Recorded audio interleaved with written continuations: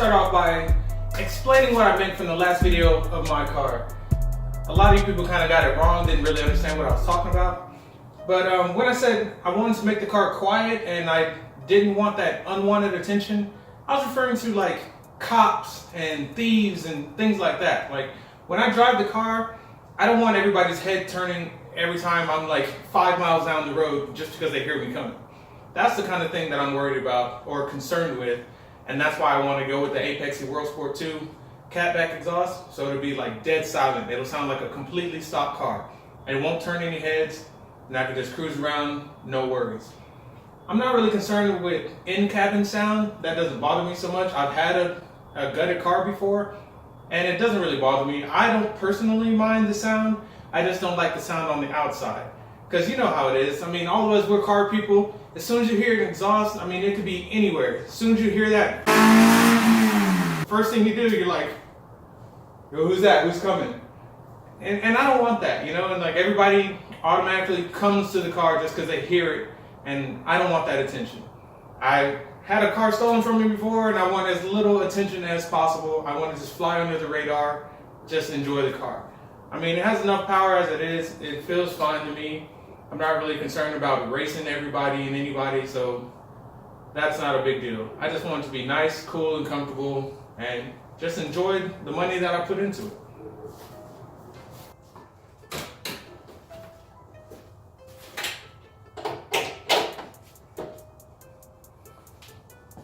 I wanted to make this video to talk about what it costs or what it takes to go K-swap. Because really that's one of the biggest questions I get asked, like pretty much every single week, is either how much does it cost to go K, or how much did I spend on my K? And I hate getting asked that question. I really do. The only reason I hate it is because the amount that it costs to go K varies like so much. It's crazy stupid to ask. It's super vague because it depends on like what you're trying to do with the car, how much work you want to do on your own, if you're going to put everything together yourself or not. All those things factor in. I mean, the easy way to look at it, like a quick, simple way, it's like this. You go K-swap, you're going to need a K-series shifter, right? Do you need that shifter? No. Do you need the hybrid one? Do you need the Buddy Club box? Do you need a stock box? I mean, all four of those different ones right there, including all the different variations that K-Tune and Hybrid have to offer, the prices of those shifters alone varies from like, you know, 25, 30 bucks from a junkyard stock K-box to one of those that costs, you know, like $300-400 or whatever. So, I mean, that alone, that gives you a crazy huge range. Other things like my swap, like I have a Wireworks Stage 1 tucked engine harness. That harness is like a $600 harness. I bought that one because it's 100% plug and play. It's super simple for me. I didn't want to have to wire anything on my own, so I paid the extra money for that. I could have gotten a completely stock RSX Type S engine harness from a junkyard or something like that, paid little to nothing, but then I'd have to do some wiring myself, and that's a huge change in the price as well. Other things like the intake manifold, you know that thing costs a grip. You don't have to pay all that. You could run the stock one that comes on your engine. You could run an RBC that costs a couple $100. You could run one of these manifolds, a Gato manifold, something like that, Skunk 2 Ultra, you know, a Hayward manifold, IPS, Preunto. I mean, the ranges of those, you know, from like $100 or something cheap for a stock used one to over $1,000 for an intake manifold. Same thing for a header. I mean, you got lots of replica brands popping up nowadays for headers. So, I mean, I'm starting to see K header prices down in like the $200 range, which is super cheap, you know, for a swap car.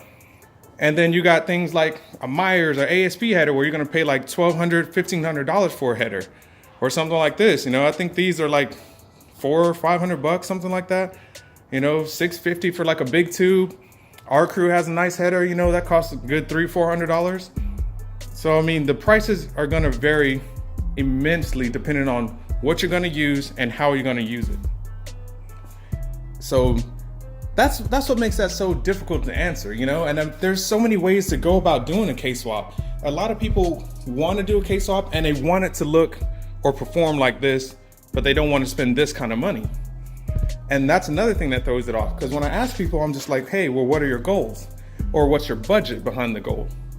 And then once they sort out their budget, then they realize what they're actually capable of and what they're not. In a lot of cases, people don't want to spend the money, or they don't want to be patient and try to save up. So I try to tell them, like, if that's the case, then just take it easy. You know, your swap doesn't have to look like this, or it doesn't have to be like this the first day you start it up. Even my own engine setup didn't look like this. If you look at my older videos, you'll see like how much my car has changed over the years. Because I grabbed things and I've slowly added on to it. But my way of doing it was truly an expensive way to do a K-swap. And that's only because I wanted it all plug and play. So basically, it depends on how lazy you are in a way. You know, like if you don't want to do anything yourself, you just want to throw everything in, bolt it in, turn it on and go, it's gonna cost you. But if you want it super simple, super cheap, I should say, just save all your money, then you're gonna be the one that's grinding, trying to make it work. It's not gonna be as beautiful looking, you know, but it doesn't really matter, you know? Like how many people got the hood up all day long? So it really doesn't matter. Just focus on what you actually wanna do with the car. Really try to sort out your own budget, and then you can see how much that K-swap is gonna cost you. In my honest opinion, the cheapest way to have a decent K-swap car is really just to buy one from another person. Somebody who's already done the K-swap, or they started their K-swap and they never finished it, and then they're parting out or selling their project car. That's truly one of the cheapest ways to start and have a K-swap car, because they've done most of the work for you, or they have a good variety of parts or something you can build off of. That way you don't have to break the bank trying to do a swap like this. Like I said in my other video, I wouldn't suggest somebody trying to copy me and do mine the way that I did. I mean, even back in the days when I had it on the forum, everybody was telling me like I'm crazy for spending so much, but I didn't mind it. I didn't mind spending a lot of money because I took my time saving it up. It took me a few years to get all the money to afford all the parts that I have. But once I had them all, everything just slapped in together in a couple hours on the weekend, started it up, and I was out enjoying the car.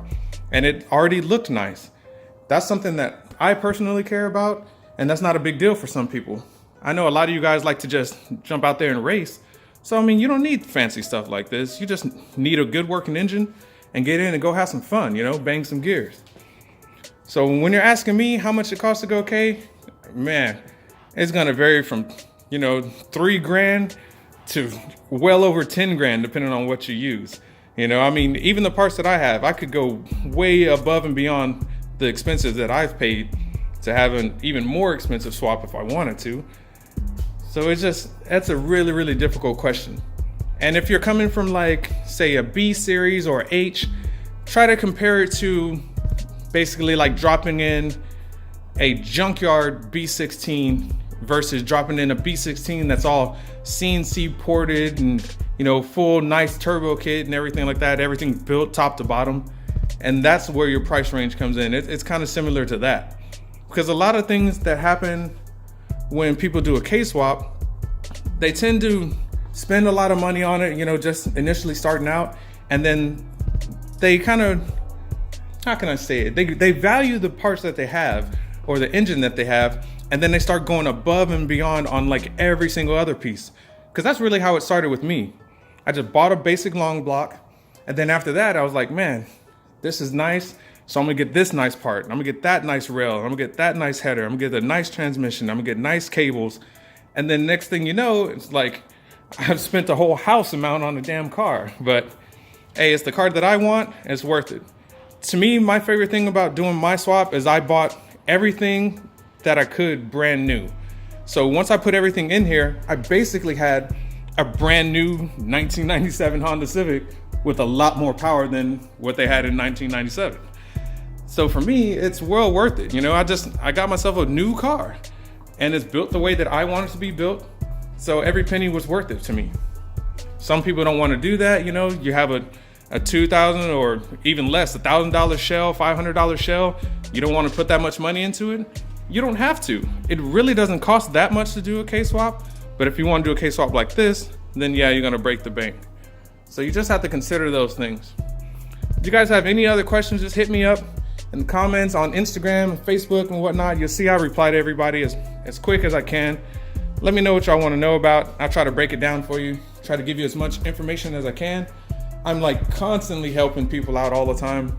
I don't mind doing it. I really like trying to give back to the community as much as I can. And K-Knowledge is one of the decent things that I can actually help people out with. So keep on hitting me up, man. Enjoy doing what you're doing, and I'll see y'all in the next one.